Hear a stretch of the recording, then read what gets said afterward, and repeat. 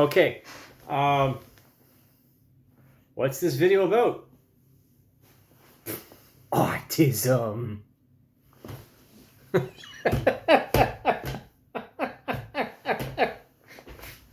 I mean, I was gonna do it eventually, right?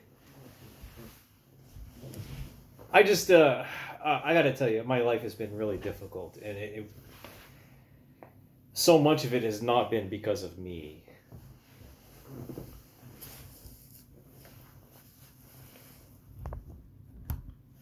And it's okay. So autism used to be called idiot savantism, right? And they used to lump this people of this diagnosis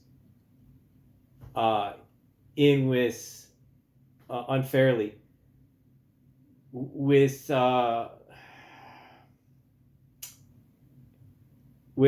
like psychopathy and complete opposites, even though the symptoms are very similar.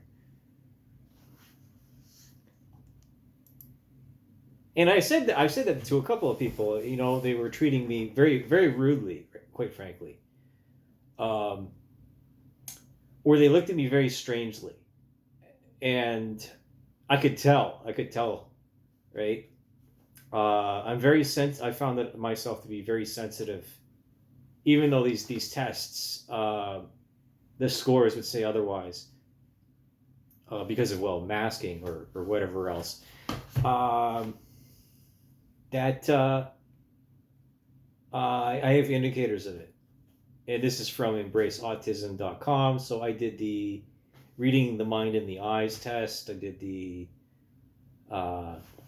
camouflage autistic traits, the CAT-Q, and the RAADS-R. But the actual assessment is like $600 something, and I'm reluctant to follow through with that.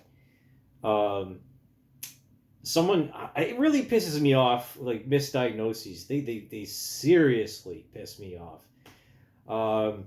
Especially when I have two mental health professionals. One with like a 5-minute assessment in an ER. It says, "Oh, you're bipolar," and I'm like, "Are you fucking kidding me? Fucking polar? Really? You think I'm bipolar?" And the other one was they thought I had psychosis or something like that. And in both these instances, I am still really pissed at both of these people for that, for making that assumption or that quick judgment, irregardless of their education or how many resources that they had at the time. And okay, I will say that I must say this clearly, right? There is real danger in self-diagnosis. The internet is a great thing, right? But unfortunately, it it allows the mundane to obfuscate and to occlude the exceptional. And the internet has made it very hard for the cream to rise to the top in a lot of instances, unless you follow these certain pathways managed by these gatekeepers who want you to have certain behaviors and virtues that support their own political agendas, or they want to groom you into submission. And then, again, another means of exploitation to turn you into a dependent upon whatever they're selling. Like a shady drug dealer, right? That sells you heroin and then spots you, or you keep spotting you until you and knows that you're never going to pay them back, right? And so there's like two things that I don't like. I don't like being someone's science project. I will not tolerate being someone's science project. Two is being coddled. The mistake was made in thinking that I actually wanted your help.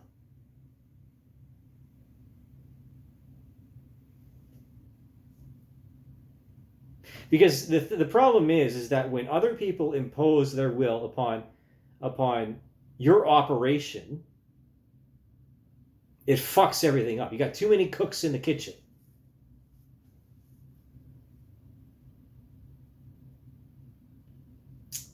And this is exactly why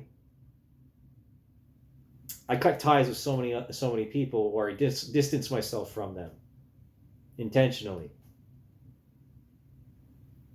You're sooner or later, you as an intelligent person, you're going to run into people that do not understand and choose to remain in ignorance because of fear, quite frankly.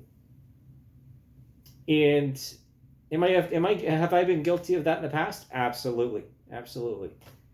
But that does not justify how I've been treated through my life, even by my own family, quite frankly. So, if I were to psychoanalyze myself, of course I love airplanes. Of course I love birds and wildlife, because they're free and they're unbridled, and they're not obligated to act a certain way, just for social cohesion. In nature, the quote, right, is nature prefers novelty. And that is what I would wish to promote in the future. Not this hyper individualism that segregated people into over by the efforts of tech companies to maintain their income streams, and to have a stranglehold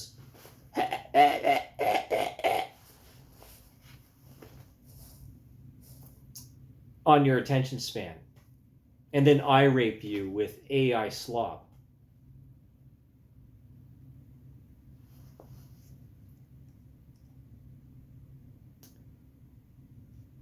Okay, so let's go through the test scores here. Reading the mind and the eyes, I got a 26. 26 correct answers out of 36. But honestly, there's another answer, there's another thing at the bottom that says that it's like this box where you put in an answer of how did you answer these questions, and I put in, honestly, I was guessing, and I'm concerned my education may have influenced the results. So that implies masking. And I've moved on from the particular interests that really motivated me to keep going, or to continue discovering the world for what it was. Because there's these compounds too. It's not only the condition, the underlying condition that's not presenting itself. There's also the personality of the person, the environment in which they live their lives, and the people that they associate with, if they associate with other people at all. There are some autists that are antisocial. Yes, I would say so. But they're not antisocial because they feel that or say that because they want to torture other people, or they want to exploit other people. It's because they're incapable of doing so. Like, they're physically unable to have a regular conversation. And my cousin, she's institutionalized in Winnipeg, or Manitoba, right? And she will never be released into the wild. Let's put it like that. I was released into the wilds. And I survived somehow. Fuck's sakes, guys.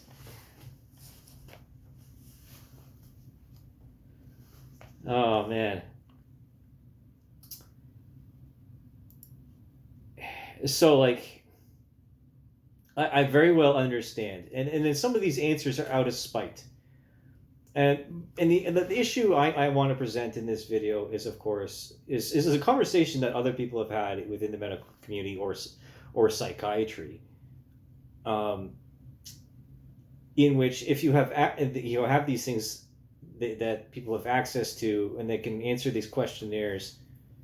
And this was a funny thing, right? Like I don't know, 15 years ago, when Google started indexing medical databases, or WebMD came out, and people started trying to diagnose themselves in order to feel special or to feel important, because a doctor would pay attention to them. So it's psychosomatic, right? Psychosomatic. And then because there anything under observation changes, right? As soon as you observe it, it will change.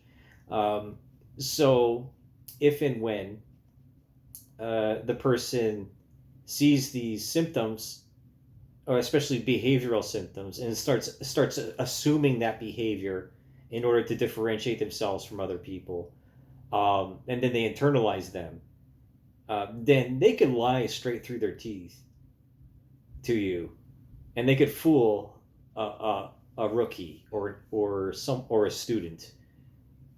And I think that's happened a lot. I think there's a lot of psychopaths out there that have been diagnosed as autists because they didn't do a brain scan.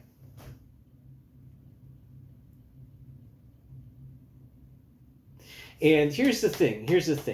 One of the other reasons why I don't like homosexuality, is because gay people prey on the disabled, or those who are sympathetic to them. And this has happened a lot. I see this even with Embrace Autism, in which you have, the presentation of male, female, and non-binary. Okay, and there is a correlation, but not a causation, between transgenderism, homosexuality, and autism, right? But some people want to say, oh, he's autist, so therefore he's gay. But this is not true. Or they want to groom that person because they have not had very many social interactions with the opposite sex. And because of this isolation, their choices are very limited. And this is where the conceptualization of incel comes into play. But if they were taught, right, this is of course the quagmire of all of it, is that if they were taught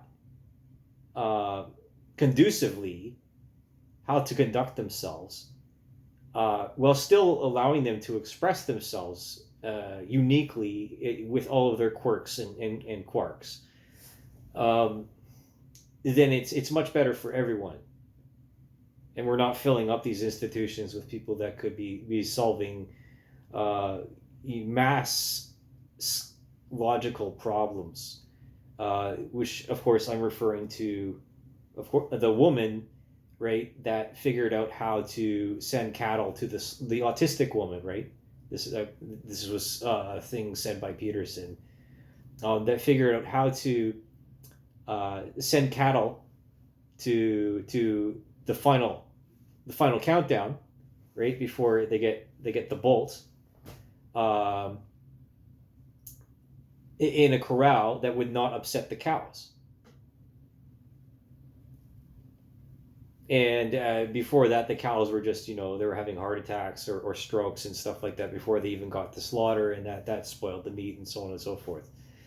And that makes me think of actually that large research facility in the States, the agricultural research facility that was abandoned. And wow, a multi-billion-dollar operation. And they were testing pesticides and stuff like that. Truly, like, Imagine being alive at that time. Like all or nothing kind of mentality. A victory at any costs. At any cost, including our own children. But if we don't do this, then there won't be any future for the children. Something like that. Oh, this is better than the eventuality of nuclear contamination, et cetera, et cetera, et cetera. And I had to work on this, right? The the mind games, right? In which you're creating another uh, another figure, mentally speaking, in order to debate, and then you expand that further to say 3 or 4 different opinions or different points, different viewpoints. Okay. The camouflaging autistic traits. I have 113, which means that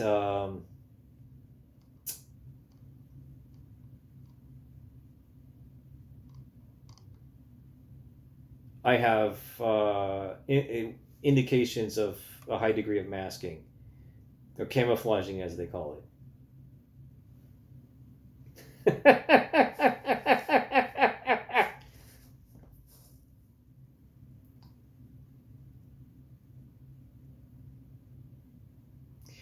Why did I? Oh my goodness! I'm gonna.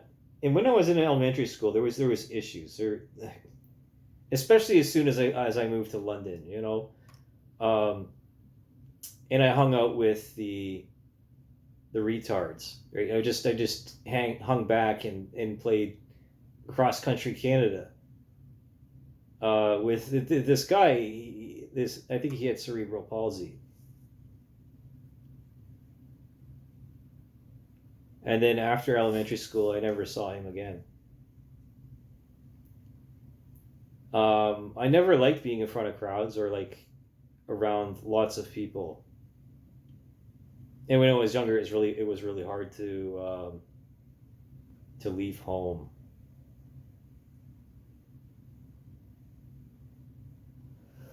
Okay, and then the RAADS, RAADS. This is a screener. It's a psychometric test. It was published on April 4th, 2020. Last updated on July 13th, 2026. So it would be correct to say that this is concurrent with the most recent research and the data models about autism.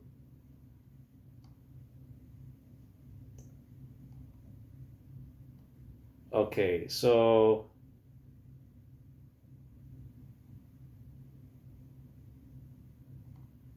this is supposed to catch what regular screening does not, or the terminology would be someone that falls through the cracks. Excuse me. I remember when I was in high school, someone I got on the bus with someone, and she went to Beale, and she was with her friends, and she's like, "I heard you were a loser," and I was like, "What? What the fuck is a loser?" Right? Like I didn't have a clue. Didn't care. I didn't understand that people were insulting me or making fun of me, especially behind my back. But the funny part is that I knew when girls were flirting with me.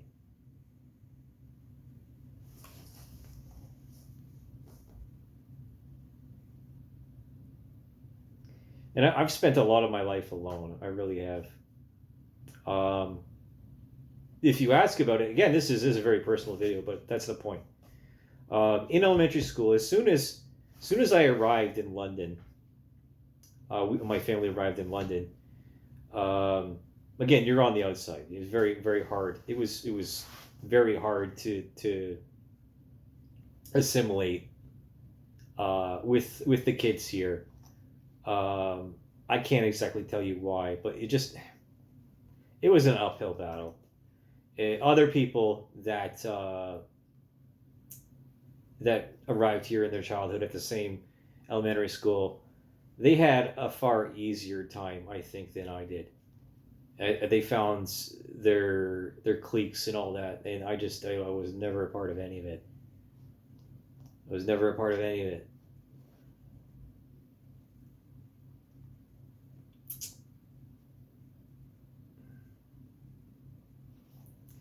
And like London has a very large medical community, and of course we had the Highbury Hilton. Oh, that's geographically speaking, out this way, and that was one of the largest mental health facilities in Ontario. And before the St. Thomas facility closed, what was it, the forensic psychology? That was a long term care facility, and there was a few other ones that were closed over the decades because of a lack of funding.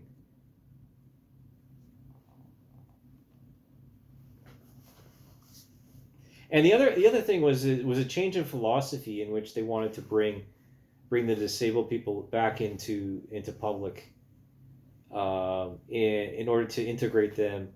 But I think that there's actually a fair number of disabled people that want nothing to do with able people whatsoever, and I don't blame them. I don't.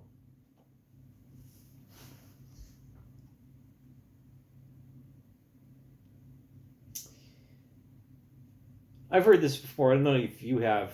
Is that some autistic people, they flourish within the military because of the discipline, um, the routine, and the predictability of military life, even though some of it is completely unpredictable.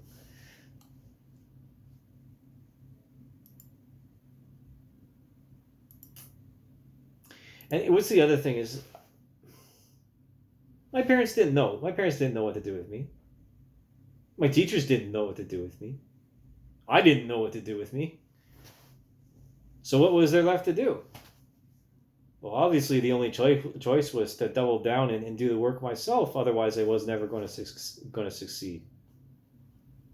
I wasn't ever going to succeed unless I tried to figure things out myself.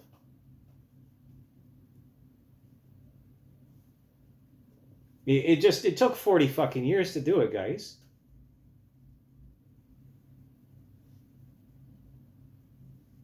And of course there was, the motivation not to participate, to just to drop out, basically to drop out of society in one way or another, and to forge an individual path forward in which I could actually succeed. But there was a lot of setbacks because of politics and because of what other people want, or what other people want of you.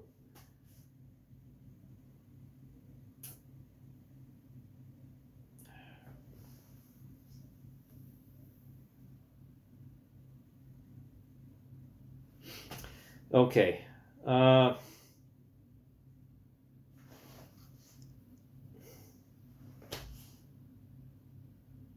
that's all I got to say for this one, honestly.